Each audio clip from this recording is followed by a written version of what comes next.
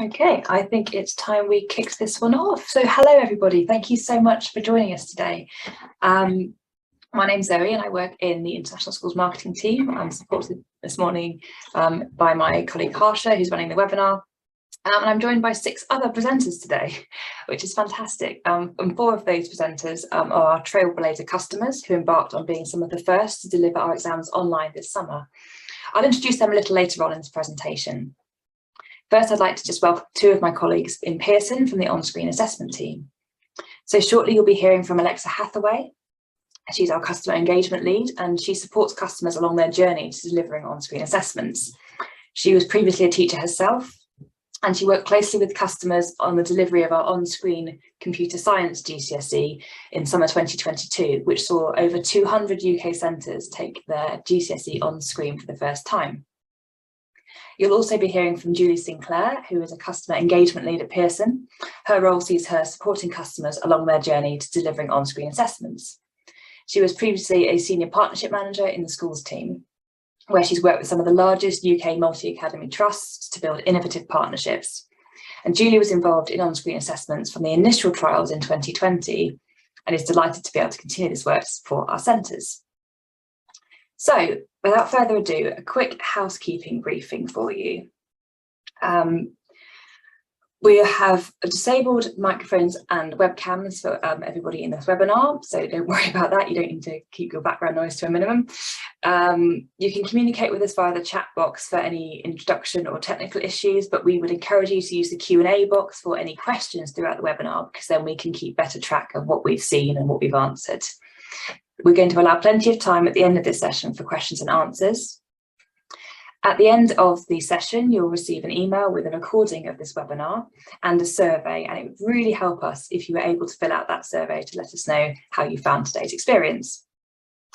So as I've said, we're recording this now, and you'll be able to watch this anytime on demand, and indeed share it with any colleagues who might be interested. And I'd also like to say at this point that this is part of a two-way process for us.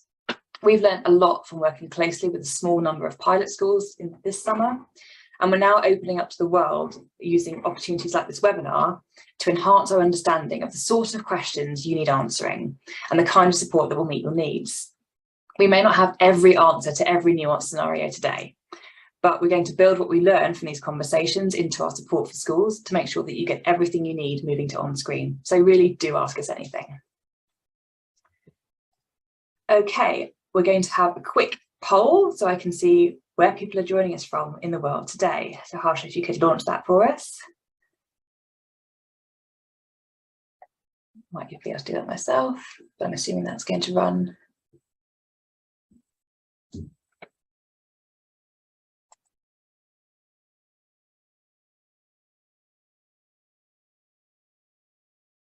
Can somebody let me know if the poll's running?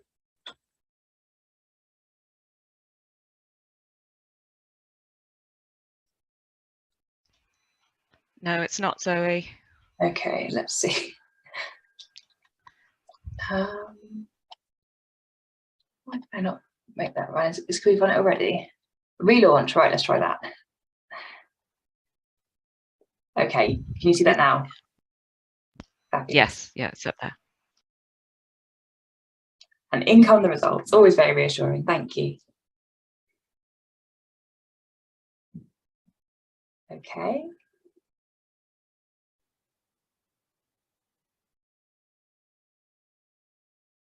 Fabulous.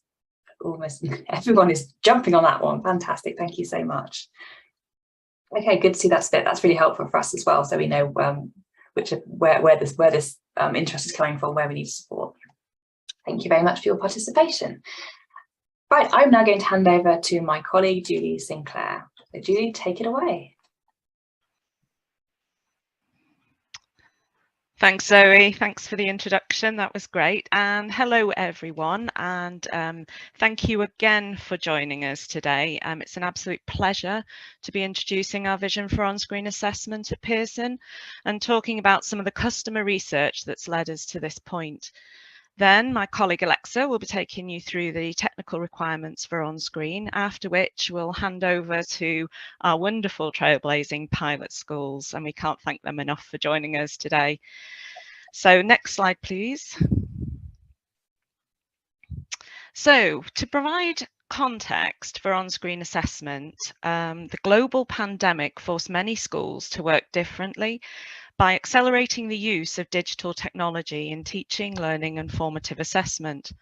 Building on this and moving forwards, not backwards, of course, we're looking to the future because our research shows that there's a strong appetite to move to on-screen assessments. In early 2021, we surveyed 1,000 teachers and school leaders, and their responses demonstrated a significant interest in high stakes or summative on-screen assessment for GCSEs and international GCSEs. 51% of respondents saying they would be interested in adopting on-screen assessment now if it was available in their subject area, and 65% saying they would be interested within 1 to 4 years. And recent conversations with schools show that this appetite is increasing. Some of the key drivers outlined in the feedback we received are the opportunity for more accessible assessments for SEND learners, the provision of assessments that reflect learners' use of technology, and the improved security of high stakes assessments. We know it's not going to be all smooth sailing, and transformation, as you know, is never easy. Some of the key barriers were highlighted as access to technology for all, the reliability of the testing platform, familiarity with that platform, and the consistency and comparability between on-screen and paper-based assessments. Next slide, please, Zoe. We believe in creating assessments that encourage progress, enable access and inclusion, and enrich learning. By doing so, we can positively impact not just the exam experience, but life opportunities for all. Next slide, please, Zoe. On-screen assessments opens up the opportunities to create an authentic experience that chimes with how today's young learners live, learn and think, and prepares them for the world of work. Imagine for a moment, what if, with the aid of augmented reality, we could transport a geography student to an environment they could never dream of physically visiting? Or maybe a science student was able to complete experiments without the barriers of physical space. It can also provide game-changing, actionable insights and data, enabling teachers to tailor delivery and giving students agency in their own learning journeys. It can reduce teacher workload and admin burden, enabling teachers to focus their time on maximising student potential, ensure faster, more efficient delivery of assessments, insights and results. And what if assessments could be taken on demand when students are ready, taken remotely with invigilation software that ensures the security of the exam? And there are so many possibilities going forward. Next slide, please, Zoe. So sounds great, doesn't it? And why aren't we doing it now? Well, in part, we are. Exploring such possibilities is what has driven our use of on-screen assessments for more than 10 years now. Our Pearson tests of English are fully automated AI-based tests used worldwide to certify English language proficiency in over 115 countries. Working with the Egyptian Ministry of Education, we also deliver over 14 million on-screen assessments to more than 1.6 million students each year. And our use of on-screen assessments cover various ages and stages of learning, from school to professional qualifications. In 2021 alone, over 250,000 on-screen tests were taken by learners across BTEC and vocational qualifications. We were fortunate to work with a selection of schools to develop our on-screen exam platform to ready them, and of course us, to deliver the exams on screen. 600 students in total sat their English language A, IG on screen, and now that results have long been published, we're delighted to report that the entire end-to-end process was a fantastic success.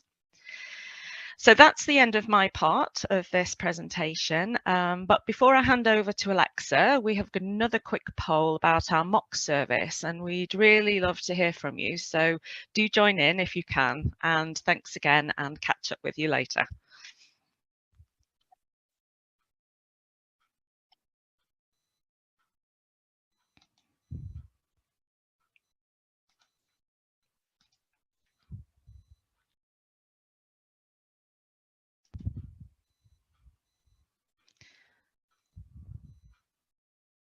Can you launch the poll, Zoe? I had. I'll try relaunching that poll. Okay, That's it. Yep, perfect. Thank you.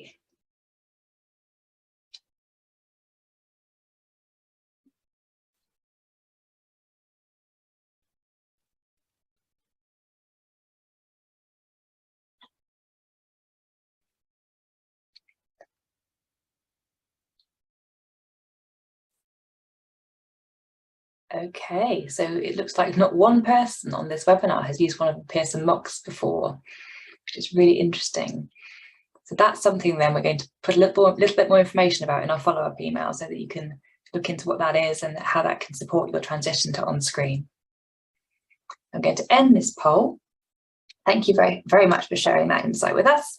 I'm now going to hand over to Alexa Hathaway to talk us through the technical requirements for taking exams on screen. Hello everyone, thanks Zoe, thanks Julie. Lovely to see you all this morning. So I'm going to talk a little bit about the technical requirements that are needed in order to deliver our on-screen English assessments successfully. Okay, so if we can go on to the first slide. Okay, so the table that you can see on the slide here is what shows you the compatibility between the operating systems and the browsers. And this information is actually on our FAQs part of our website as well. And obviously when we circulate the recording, you'll have this information there as well. Now, in terms of the devices that we can deliver the on-screen English assessments on, we can do Chromebooks, but they must be centre-owned, and it can also be delivered on MacBooks or Windows laptops, but the only thing with those is that they can be centre-owned, but also candidate-owned. At this particular point in time, it's not possible to deliver the on-screen assessments through any tablets. Okay, next slide, please. Okay, so looking at kind of the support in getting set up from a technology point of view. So if you are a centre that will be using Chromebooks, then they must be set to kiosk mode, but you will not need to download kind of the secure browser that if you're a Windows or a MacBooks user that you will do. So for those centres that would use MacBooks or Windows laptops, then there's a secure browser that will need to be downloaded. So we will obviously put together guidance and share that with you ahead of the live assessment. And there'll also be some kind of information and guidance in there on how you can trial the fact that the download's being successful as well. Now, it's not a requirement that should you decide to do some of the on-screen mock assessments that we offer, that you actually have that secure browser downloaded for that time. However, as you probably all will agree, that it's really useful to have had experience of actually having the setup as it would be on a live exam day. So we do kind of recommend that at least once you do trial the secure browser and using that with maybe one of the mock on-screen assessments ahead of the live assessments, just so you've got experience of doing that. And also I just wanted to point out that if your candidates are doing their assessment and they're kind of typing away and they're doing their solutions and suddenly your internet drops out, now what will happen is the candidates can actually carry on with their tests, so their tests won't kind of disappear. And what will actually happen is once that internet connection is restored, all their work that they've then done will just be uploaded and saved, and sort of like the candidates wouldn't necessarily be aware of it, as in the screen isn't going to go blank or anything like that. I've been advised. So yeah, hopefully that's a bit of reassurance there for you should internets drop in and out, which I know they can do. So if we can go on to the next slide, please. So this is a little bit more kind of about kind of room layout. Now, when we look at the room layout, we obviously can't specifically define what this should be. And there's probably several different solutions to organising the workstations within the space that you have available at your centre. But what we've put together on this slide are just some of the main considerations that you should kind of be thinking about. So these include the kind of main two that are kind of stick in my mind, is that the distance between the screens must be a minimum of 1.25 metres, ideally. And that also it might be that actually you have to make use of those partitions for privacy screens to make sure that the candidate work isn't able to be seen by anyone else. But this sort of information will be put together on we've got a document that we'll be working on. It's called an ICE document, so instructions for conducting examinations, that we're kind of working on currently now, and we'll share with centres ahead of the live assessments, where you can find some more information about this as well. Okay, next slide, please. Okay, so I have put this slide and the next slide, actually, I've got a couple of little video links in there. I'm not going to show them now, but it's just for when we circulate it after the webinar. It's got that kind of link straight through for you to be able to watch that. And this particular one is all about the invigilation approach for the on-screen examinations. So when we're talking about the invigilation of these on-screen assessments, ideally, we would say there needs to be a lead invigilator. And we also recommend that there's a specialist invigilator. Now, the lead invigilator and the specialist invigilator can be the same person, but the difference between those two roles is that the lead invigilator is someone who's really familiar with the Modulus platform and is kind of up to date on all the latest guidance around it. Whereas a specialist invigilator is someone that should kind of have their proven IT skills. They should definitely have experience in conducting on-screen assessments, but also that they can be there to support with any kind of basic troubleshooting actions that might be needed during the assessment that come up. So that's kind of what the difference is between those two roles. Next slide, please. Okay, so this is my final slide. So this is actually probably quite useful after having that poll. It's about the on-screen mock service that we offer. So what is our on-screen mock service? So essentially what you can do, we have our English Literature Spec A and our English Language Spec A and English Literature assessments available through our on-screen mock service. And what that means is you can actually enter your candidates for an on-screen mock for either of those English assessments, and what will happen is they will go through it as though it is a live assessment. So what that means is they will take their assessment on screen on the platform. Their solutions will then be sent to our expert examining team, who will then mark it, and you will then also get that data all fed through to you via our Results Plus service. So it's a really good way of getting that experience of what it's like to have an on-screen assessment, all the while having kind of the marking done for you and then all the data there for you to look at. So the video link that's on this slide will kind of take you through to, it's a little YouTube video about our sandbox environment. So the sandbox environment is kind of our home to our sample assessment materials. And what you can do is you can go into Sandbox, you can open up an English language paper, have a go at messing around with it, look at the different accessibility functions and things like that.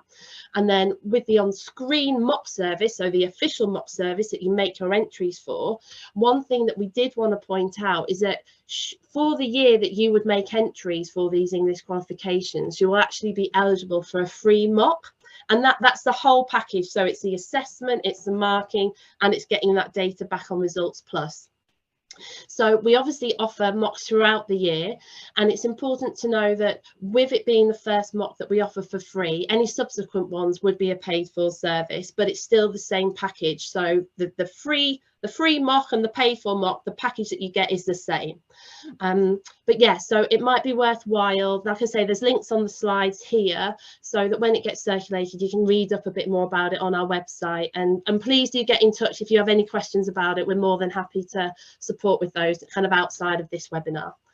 So thank you very much, everyone. And I will now hand back to Zoe. Thank you. Thanks, Alexa. Right. So I'd now like to welcome the representatives from our pilot schools who've been able to join us today, and I will encourage them to put their webcams on, and I'll be asking them a few questions. So I'd like to welcome Sarah Jackson. I've seen that Sarah's been able to join, which is fantastic. Sarah is Assistant Head at Doha College. We have Wayne Ridgway with us, who is Head of Senior School at the British School of Bahrain. We have Katie Templar, who's Head of Curriculum at Qatar International School. And we have Nick Cairns, who is Assistant Head of Secondary at King's College La Maharaja at British School of Madrid. So let's just, oh, crikey, that's jumped forward a bit, sorry. Go back, there we go, right. I am wrestling with this PowerPoint slightly. I just need to, I assume you can still see this okay. Actually, I think what I'll do is stop sharing this deck at this point so we can see everybody. And then I will put some questions to you guys. So starting off then, can I ask Sarah, first of all, just to call on you first, out of the blue, now you've been able to join us. What made your school be one of the first to jump in to want to do this trailblazing pilot? Yeah, so I think we were just sort of returning back to school after the pandemic, and learning as it was had changed immensely over sort of the last year or two. So we were sort of doing everything digitally. So students were writing, I teach English, and they were sort of doing their extended writing pieces in digital format. That's how we were marking everything. And it really became that obviously this is probably the way exams are maybe going to go this year, but this could also be the way that exams go in the future. So it was an opportunity initially to be, which was quite exciting, to be involved in something first. It was a form that we were already having to use because of the pandemic. And there was also sort of the realization that probably this is the way things are going to go in the future now. So we might as well get involved with it. And then when we sort of looked into the information, I realized sort of that part of the offer was also sort of that we'd get sort of the answers marked by the exam board as well. So that was a really easy sell to a very busy English department. And we'd only been with Edexcel sort of 2 years. So we'd never actually been through a real exam series because of the we'd been through CAGs. So we'd not actually had a real set of results from Edexcel as well. And, so sort of the confidence with marking with a different board and things like that, we were then able to sort of get that exam feedback, which were the reasons really that we decided to sign up initially. That's really helpful. Thank you, Sarah. And what about you, Wayne? What brought your school, what British School of Bahrain to get on board with this so early? It was quite similar in many ways, although as a school we were already kind of transitioning as a school towards using digital technologies more and more in the classroom. We're a Google school and we've been using Google Classroom for a number of years. And just before the pandemic started, we were kind of rolling out our bring your own device policy lower down the school from our sixth formers who had been using their devices for many years. And so during the pandemic, we were looking at ways to be able to assess our students via a consistent platform across all subjects. And so when the opportunity came to work with Pearson to actually develop what could be or what has become the platform for the future, we were really keen to get involved. We were able to kind of ride the wave of the pandemic, as it were, in terms of speeding up the process of that transition towards digital learning in the classrooms. And so it was a really good opportunity that we felt, was one of the real bonuses or advantages that came from the pandemic at what was a really difficult time in so many ways. This was just something that we felt was something that we couldn't miss, that opportunity to really embed on-screen learning. And our experience with the different platforms was that it's a very difficult process to get right in some subjects, and other subjects obviously lend themselves much better to on-screen assessment at this current moment in time. And so to be involved as a pilot school for just English language was something that was very easy to sell to our students and parents, and our staff obviously were delighted that it meant that they didn't have a pile of mocks to mark. It's great to hear that point from both of you, and that brings me nicely to my next question, which I'm going to ask Katie first of all. And so how did you get your students and their parents on board with this concept, moving to on-screen? What did they think, and how did you reassure them that it would be all right? It was actually very easy to get the students on board, like both Wayne and Sarah mentioned. Because of the pandemic, our school had very much gone online. Students were so familiar with typing answers and using Google platforms rather than the traditional pen and paper and exercise book route. So actually the students were quite fit when they came back to school. They were actually feeling quite nervous about having to write for extended periods of time in an exam style format, because they were so used to typing. We ran 2 mocks leading up to the high stakes exam, and gave all of our students the choice whether they wanted to do the exam online or whether they wanted to do the traditional paper-based option. I think it was 88% of our students opted to go online. We ran parent seminars and parent workshops as well to keep them informed, and the parents were fully supportive. So I think because of the nature of the pandemic, the fact that we've been utilising online learning much more. We've got a similar policy of students bringing in their own devices. They were eager to be involved, so they were happy to. They also liked the idea that we ran the mocks that were marked by Pearson. They actually really wanted to have their mock marked and get some feedback from real examiners before the exam, so they were quite sold on that point as well. And because their results were very pleasing for them in the mocks, they were then even more keen to do the real exam online as well. That's wonderful to hear that it built their confidence up, Katie. I'm going to ask the question to Nick as well. Nick, how did you bring the students and their parents along with you in this process? Thank you. Along the very same lines as Katie, where, to be honest, the students didn't need convincing. With our school, we've always been very focused on digital learning. Students have Chromebooks in school from year 7 upwards. Well, this year we're going from year 5 upwards. So they've been very, very used to working online, working digitally. So when an opportunity came for them to be able to work and type in, as Katie said, the answers online, they've been so used to it via the pandemic, in school and classwork. The opportunity to do so in a real exam was very exciting for them as well. Yes, they were very nervous to begin with. It was something new. None of their older brothers or sisters or parents had done this before. So this is where the mock services were absolutely fantastic in being able to do in their mocks a live trial run of the on-screen. Also in English classes, they were trialing the sandbox method that was mentioned earlier, just to get used to the system and what it was like. And to be honest, not even following their results, but having done the first mock, I was getting feedback from them. Our head of English was getting feedback, and they were instantly very excited and even asking, can our other subjects be online as well? So they were really excited in that regard. And when results started coming out from the mocks, they were getting more and more keen.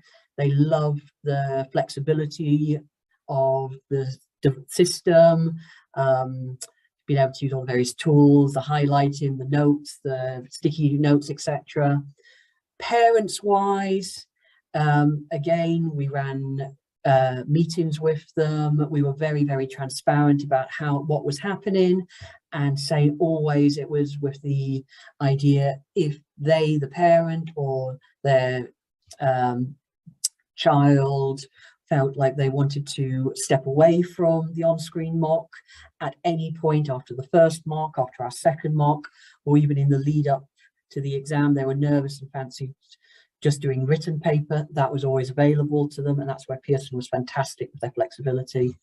However, in the end, all of our cohort ended up doing on-screen. They were fantastic at it, got some really great results, and I'm very keen to hear more about it. That's really good to hear, Nick. Thank you. My next question is what advice you have for schools setting up with on-screen for the first time. And I'm going to put that to Wayne first. What advice would you give to some of the schools potentially on this call today who are thinking on-screen does sound interesting? What would you tell them? What do you wish you'd done differently, maybe? I think hearing the thoughts of my colleagues here today has cemented that thought in my mind that buy-in is essential. From the first moment, it sounds like the other schools that did a very similar process to what we went through as a school, making sure that parents and students were informed every step of the way, that they were reassured, and that they had lots of practice, and we made sure that they were aware of all of the possible technical issues that could have arisen. That was one of the biggest kind of fears that we found initially with the process, and it was, again, just giving all the information as we had it. We were transparent about the ways in which the internet wouldn't have an impact on the examinations, that the students could use their own devices and they just had to have the downloaded browser.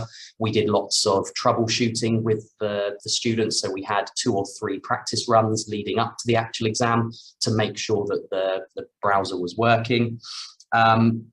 But it also comes from buy-in within the school as well. So it wasn't me, it wasn't our SLT that were actually doing the selling, it was the English teachers in the classrooms.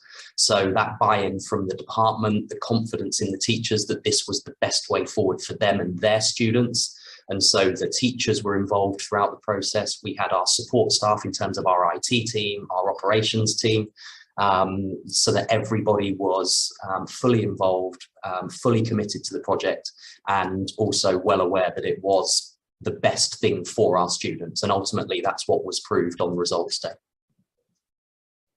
That's really good to hear. Thank you, Wayne. And I can see Katie nodding there as well. I'm going to ask you as well, Katie, what advice would you give schools setting up with Onscreen for the first time? Yeah, very similar. I think I definitely recommend going through the mock series as well. I'm not sure if this is something that will be available to schools, but whilst we were involved in the pilot, students were able to have their own login details just to practice at home themselves, not just on the mocks, but also could trial some of the material at home. So we provided those to the students so that they were going in and practicing as much as possible, so that they were really familiar with the platform. I'd also make sure that your team, so that, like Wayne was saying, that the buy-in from the English department, we utilised our English team as the online invigilators as well, so making sure that the department or whoever you're using as your on-screen invigilators are confident with the platform, with the setup, that they are happy with what they're doing as well, so that if there's there wasn't any glitches on the day, but if there are any questions from the students, that they are confident enough at running through it as well. I would say that for me, I kind of single-handedly set most of it up, and it was relatively easy to set up whilst I was going through it. In terms of timing, it was easy, it wasn't very time consuming for me. And throughout the process, I was able to contact the reps at Pearson EdXL at any given time if I had any questions or queries. So the communication there was great. So I was able to reach out when there was things that I was unsure about, or if when I was entering students, for example, when there were little questions, or if I'd made a mistake with anything, everything was really easy to fix, and the support was always there. So keeping in communication with the team so that they can support you through everything as well was definitely really useful for me. Thank you, Katie. That's really helpful to hear as well. And that reassurance that you were doing it for the first time, it wasn't that difficult compared to normal entries, and you had that support on hand. And that's something we'll be looking to ramp up, obviously, with a now global endeavour to do this. So my final question for our pilot schools now is, what is next for your school when it comes to Onscreen? I'm going to ask that question to Nick, I think, first. What's your school doing next? Do you think more Onscreen? Well, I say at the end of the last question you asked me, I've had our students asking what's next, and I must admit, as well as our head of English, our students are very, very keen on doing more on-screen assessments.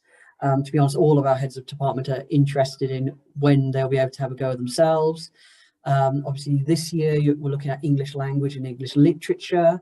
And in fact, having talked to my head of English this morning, she is planning for us to go on screen for both assessments this year.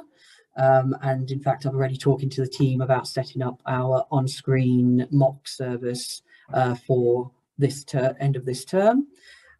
We've already trialled the maths on-screen assessment as well. So we're looking at how that can develop down the line. And we're just waiting to hear more from Pearson about when the next ones are coming up and how to move forward on it. So in terms of our school, it has changed how English is working. They're looking very seriously at how they're using the data provided for the mocks to inform their schemes of work and their progress throughout the year. And they are really excited to see where this leads over the next year or so. That's fantastic. Sounds like it's really set a precedent for the rest of the future, hasn't it? And I'm going to ask Sarah as well at Doha College, what's next for Doha College when it comes to on-screen assessment? Yes, so the English department are carrying on with on-screen assessments for English language, and they're also considering doing that. I think they are doing that. They're on with that at the moment. So looking at also the option of doing that for the literature now. That is something that is that's offered. So they're moving forward with that. And then I think humanities subjects, you know, sort of the essay-based writing subjects would also be interested when that did, you know, sort of become something that was available for them as well. But it's definitely been received really positively. I think just to add as well that I didn't get a chance to answer the questions, but one of the big, similar to the other schools, we had no issue with getting the kids to buy into this, but we often have some, our parents can be quite difficult to please.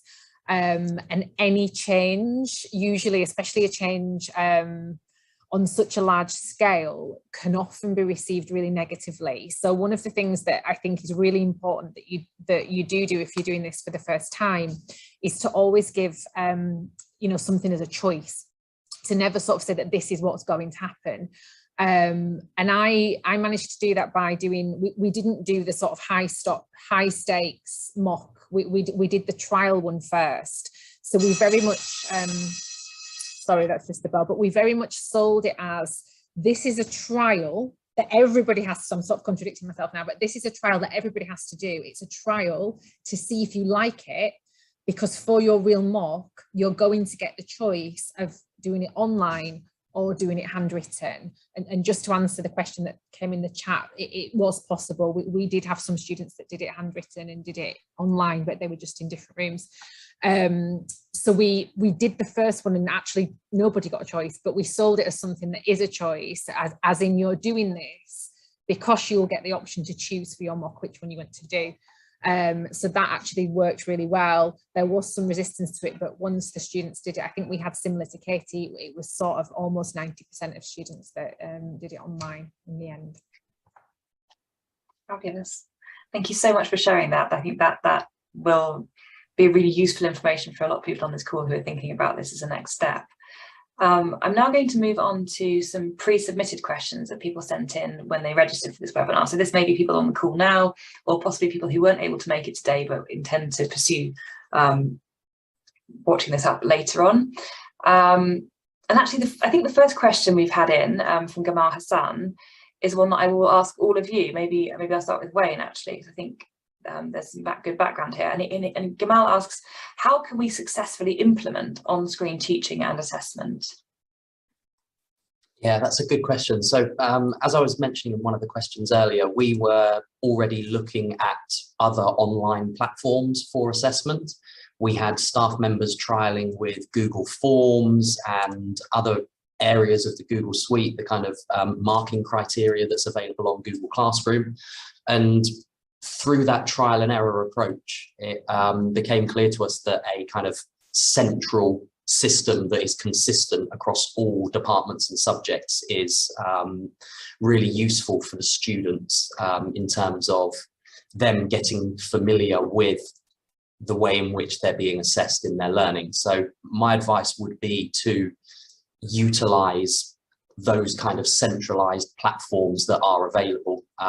We ultimately didn't actually get success with the platform that we trialed initially, and that's where, again, we were so keen to kind of jump on board with Pearson, where we were able to kind of work through those trials, be a part of those initial trials. We were able to give feedback and actually shape what the platform actually looked like last summer.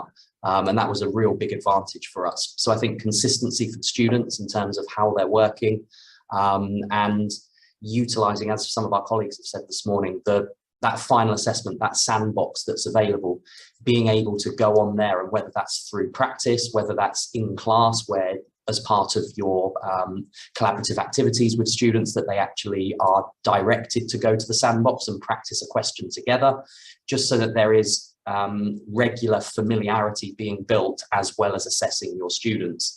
And, you know, even if it's taking screenshots from sandbox once they've actually completed questions, so that they can then be provided to you to actually continue with your usual cycle of marking and feedback as well.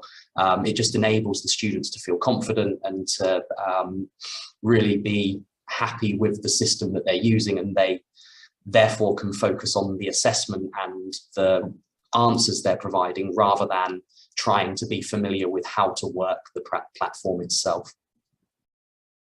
Thank you, Wayne. That's great. Okay, moving to some more of our pre-submitted questions. I think I'm going to hand this one over to Julie. This is from Minas Mohammed, asking the assessment for which of the 3 components. So I think we're talking English language A and English literature here. Which components are we assessing on? Yeah, good question. Just to confirm, it's paper 1 and paper 2 for English language A and English literature, and the coursework component, it remains the same for both papers. Brilliant, thanks Julie. And I'll pass this next question to Alexa. This is a question from Angela McLean. She asked, is there access to practice papers in this format? And I know that some of our colleagues on the call have mentioned the sandbox. What can schools do here?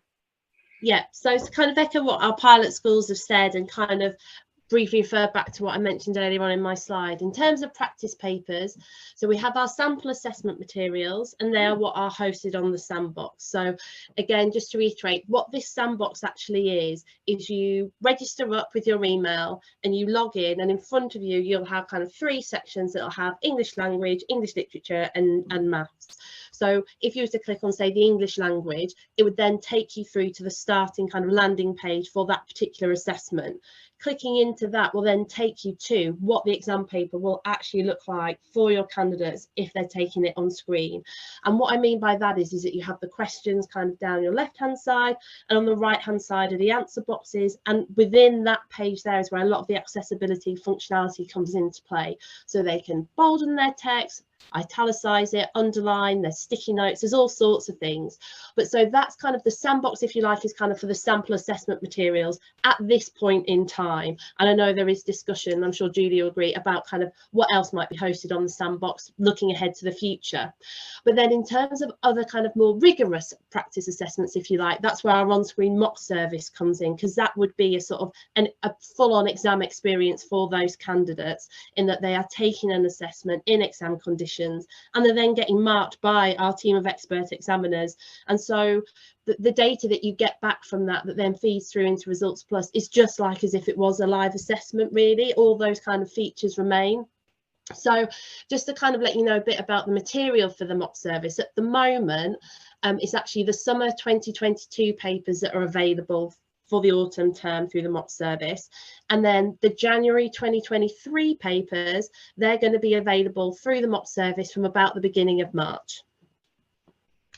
Thanks, Alexa, that's a really helpful insight. And actually you've half answered the next question I had pre-submitted from Rosalind, which is how will the assessments be marked? So as you've said, it's our panel of expert examiners.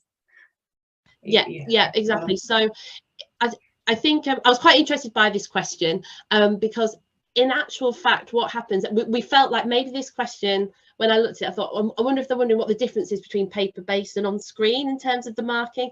And actually, the only difference is that paper-based scripts obviously get sent and scanned, and then they're sent digitally to our kind of examiners. Whereas with the on-screen assessments, the candidates are doing it on screen, and then it's sent digitally straight away through to the examiners for marking. So the kind of process is kind of streamlined, if you like, because it's already on screen. But also, it's important to know that actually the marking process that the examiners do for us, the rigorous, the kind of the rigor that with that's done anyway, is the same across both. So all the examiners get standardized, their continual monitoring of marking that takes place. So all those kind of key features that are currently happening will happen for on-screen assessments as well. Super, thank you. It makes it sound like on screen is slightly more efficient if we don't have to then scan all the papers and post them around. So that's good to hear. We have a question from Patricia Archer, which I might hand over to Julie, and she asks, are on-screen assessments due to replace written exams? And if so, in what timescale? Which I think is a good question. It's a fabulous question, isn't it? Yeah. Yeah, thanks for submitting that, Patricia. We're basically at the beginning of the journey for on-screen assessment. We're understanding the appetite, the opportunity for further subjects to transition to on-screen. And in the medium term, it's likely that on-screen assessment will be offered alongside paper-based assessments, so that schools have the choice. I think that was mentioned quite nicely there by Sarah about choice in this area. We're keen for schools to work with us to develop on future approach across secondary subjects, and we would love it if you want to be part of our on-screen innovation panel. And if you do, and that sounds quite an exciting potential for you, do share your details in the chat and we'll be in touch. Thanks, Julie. And we could probably mention that. You could put that in our follow-up email. Yes. We? See if we'd like to get in touch. Absolutely. Do get in touch. Yes. Don't panic. You'll get all the details after this. Okay, then we have a few questions about security. Josie Castillo asks, how is identifier of students verified and how do we prevent cheating? Do you think that Yes, it is indeed. Thank you, Josie. So the information will be shared with on-screen instructions, and Alexa referred to the ICE document in the slide deck, so you can have a look at that for conducting examinations. It'll be available to centres ahead of the live assessment, but each candidate will have their own unique exam password information generated ahead of the exam. This must be stored securely and only given to candidates at the time of the exam. The invigilator is responsible for verifying the identity of each candidate and ensuring that the correct user ID, school ID and password are used. The candidate's responsible for inputting their user ID, school ID and password and ensuring that the name of the exam and their details are correct. If the information presented to the candidate is incorrect, then they must notify the invigilator and cancel out of the exam before they start with that. The arrangement of the workstations, as I think that's nicely demonstrated on one of the slides that Alexa did, and the position of the invigilator's desk must facilitate detection of any unauthorised activity by candidates. For example, communication with others or the use of unauthorised reference materials. Great, thank you very much. We've had a question from Rosalind about the hardware and software requirements, about what needs to be in place. I think we'll maybe skip over that one at this point, given where we are for time. We talked about that earlier in the slide deck, and we'll send that round again so you can just check against what your school has. And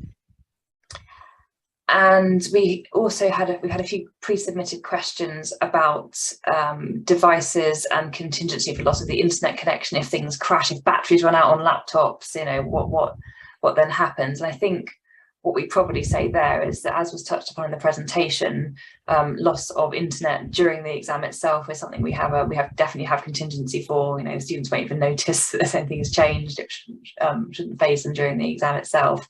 But I think what we need to do is go away and come back with really comprehensive guidance on what happens if the internet goes down 2 days before the exam and doesn't come back on. So what's the parameter that you'd need in terms of connectivity for this to be a thing you can do with real confidence, so that we know what we can tell you and you can have really, really clear answers on that. So I think we'll take that one away and build that into the guidance that we're putting together for schools coming to this for the first time.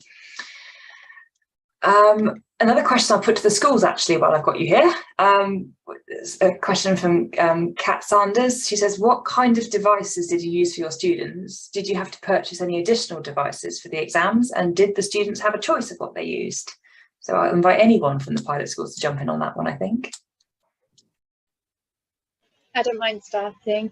Thanks, Kate. So for our students, we didn't give them a choice. They had to use our school computer suite. So fortunately, we have enough computers for our year 11 cohort, so they all had to use the school computers. Just because it was our first year running it through, we wanted to make sure that we had all the software installed, that they were in the rooms that we'd set up ready with the computers the right distance apart.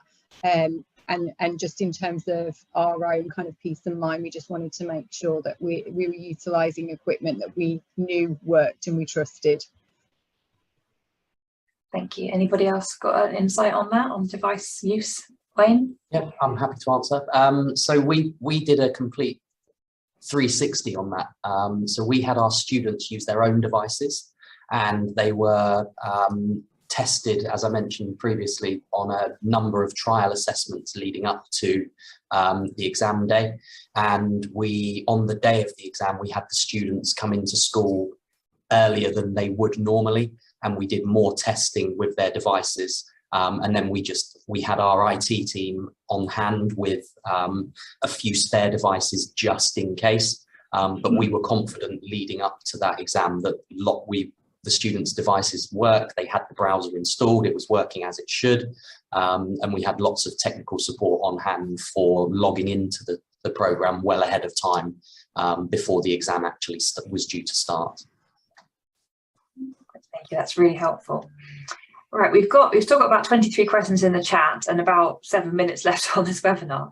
So I'm looking through a few of them. There's a question from Elaine about the use of iPads. I think we already clarified, didn't we, Alexa, that we're not there with offering on-screen on tablet just yet. Is that correct? Yeah, no, that's right. Yeah.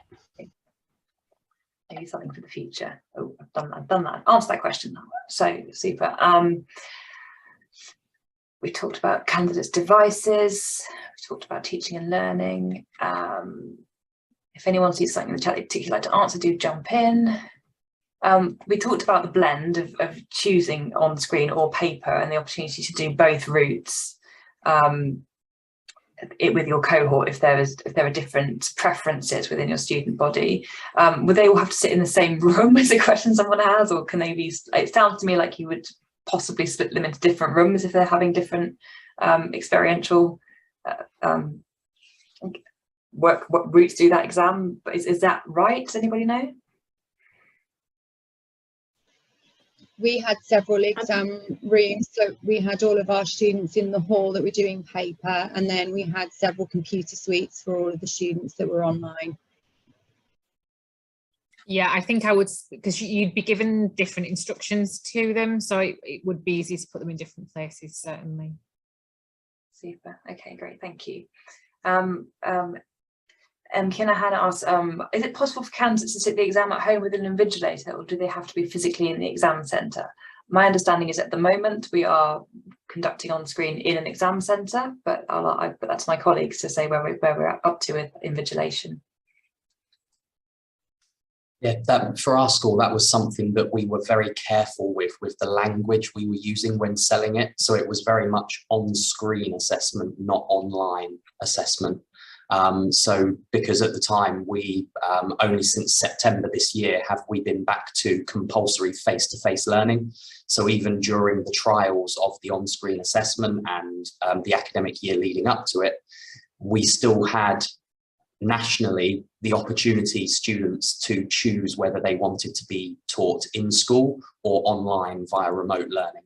So that meant that the language we used was essential to make sure that for this particular exam, which was the GCSE English, it was always in school on screen, and we had our whole cohort sit the exam within one exam hall.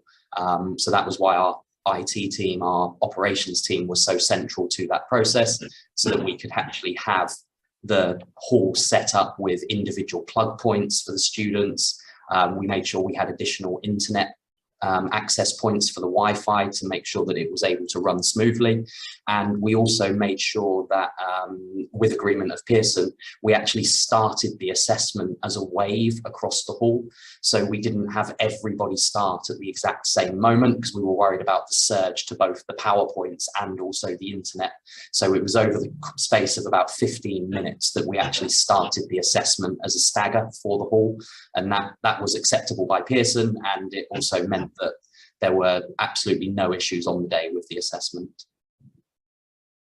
That's really good to hear, Wayne, and that speaks a little to another question that's coming anonymously that says, with large numbers of students sitting exams each year, and of course with something like English language A, this is a subject that everybody in your year group is likely to be taking.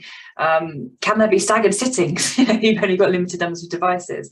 So I think that's something we'd need to take away and look at in terms of the boundaries of what we can work within our key times and things like that, to make sure that we can give a realistic offer on that. I love the phasing it in 15-minute start time so that there was no surge to the school's resources, but I think that's something we need to look at in terms of how we would accommodate particularly large cohorts. There's a few questions about what's coming next. English language B, is that coming? And what about ESL? I would imagine other English exams are on our radar, but can anybody from Pearson comment on any of that? So I think that there's a lot of appetite, as mentioned earlier, for kind of getting as many kind of subjects, extra papers on screen that we can. And I do know that kind of our team are working hard on figuring out what those next papers will be, when they will be offered, and how that will come through to our centres. So I think it's to kind of watch this space in terms of what's going to be offered next, but we will be making sure that that's shared with our centres widely, and it will be promoted. So we'll keep everyone in the loop on what the next subjects might be for on-screen delivery. Thank you so much. Right, we've only got a couple of minutes to go, so I just want to get us on to our next steps. And I'll say that we would like to work through these questions offline after this webinar, and we will provide details on anything we haven't managed to get to over the course of this hour. I'm just going to go back to screen sharing. I say speculatively, more in hope than anything else. Right, let's just get to that final slide. Okay, so what next? Well, we're going to send this PowerPoint deck around as part of the follow-up email to everybody on this call and everybody who hasn't been able to make this call but signed up. And if you'd like to offer either or both on-screen English assessments in the next May-June exam series, there is an intention to offer form that's linked to from this deck that you can complete to let us know. If you'd like to know more about our on-screen English assessments in general, there's another form, so we can get back in touch with you to help you in that process. And there's another form being kept up to date about on-screen assessments in general. And I will make sure that we add to the follow-up email that innovation panel, so that if your school fancies trying things for the first time and being part of our consultative panel, then we can involve you in that. I think that brings us to the end of this webinar. So it only falls to me to thank all of our pilot schools for joining us today and just giving us your insight. I think that was enormously useful. I found it really useful to hear from you. I hope everybody on this webinar also took a lot away from that. We will follow up with everybody here and look forward to welcoming you to another webinar in the future. So thank you so much again for joining us, and have a fantastic rest of your day.